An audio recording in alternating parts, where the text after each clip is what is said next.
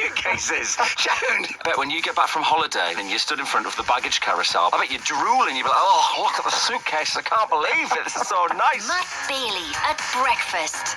Weekdays from 6. Just ask your smart speaker to play BBC Radio Newcastle. Matt's back tomorrow. He'll have reaction to tonight's game. I just want to tell you about a show that we've got next week as well. I mean, we're going to be building up to the derby all the way through until then, even though we've got other matches to focus on too. But on Friday ahead of the derby, doing a bit of a special programme. So as usual on a Friday, Ando and Benno will be here. We've also got Lee Cattermole, former Sunderland midfielder, who enjoyed a few derby matches. Got sent off once after the final whistle, didn't he, in a derby? And maybe I won't remind him of that when he first comes in. And Rob Elliott, the former Newcastle keeper, also played in derby matches. He'll be here as well. So we will have a good old pre-derby discussion on the programme. That's on Friday next week. We're going to focus on last night now, though, and our commentary game. Spurs came to St James's Park on the back of a poor recent record there, though we are talking about records again. It looked as though they were heading for defeat against Newcastle last night, but then Christian Romero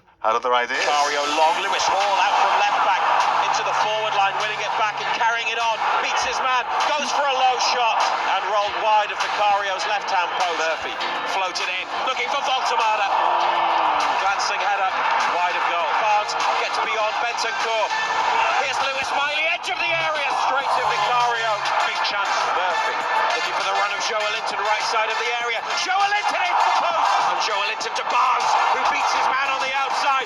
Here goes Harvey Barnes, that's a massive save from Vicario. Voltemada headed off the line. Vicario punches, Livramento drives it. Good save low down by the keeper to his left. Gordon knocks it around Pedro Porro and goes. Great speed from Gordon. His cross finds Voltemada. Here's Bruno. Oh, that's brilliant. That is brilliant. Wonderful Newcastle United goal. And the captain on at half-time has buried it. Gordon, it's a low ball into the box. It's come for Lewis Miley. It's spilled by Vicario, but nobody can get there quickly enough. Cross to the near post, they've equalised. Well, it is an instant response, really, in terms of the substitutions having a positive effect. And Christian Romero, the captain, who stayed in the attack, has headed it in past Aaron Ramsdale at the near post. Headed across the 6-yard box. There's a player down for United. Referee, what's going on? He's going to have a look at the pitch side monitor. Penalty. And now Gordon has the chance to put Newcastle back in front from 12 yards. Gallagher end against Vicario. Gordon has scored! That's a great penalty. Sends the keeper the wrong way. Tell clips it in. Ramsdale punches. Hasn't left the area. Overhead kick. Oh no, it's in! It was sent back in from an overhead kick and someone must have got a touch to help it on its way. And Newcastle United for the second time tonight have had a lead cancelled out.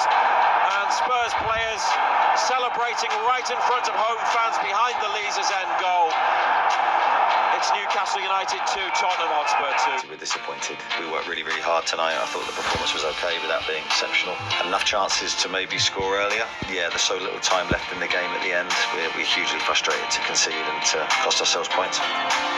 You're going to hear a bit more from Eddie Howe in just a moment. We'd love to hear your reflections too. Ando, you've had 24 hours or just under to reflect on what happened last night. I mean, it was a strange game in some ways. It was quite difficult to analyse in that it felt Newcastle were the better team, but they never really at any point put the game to bed, obviously, did they? No.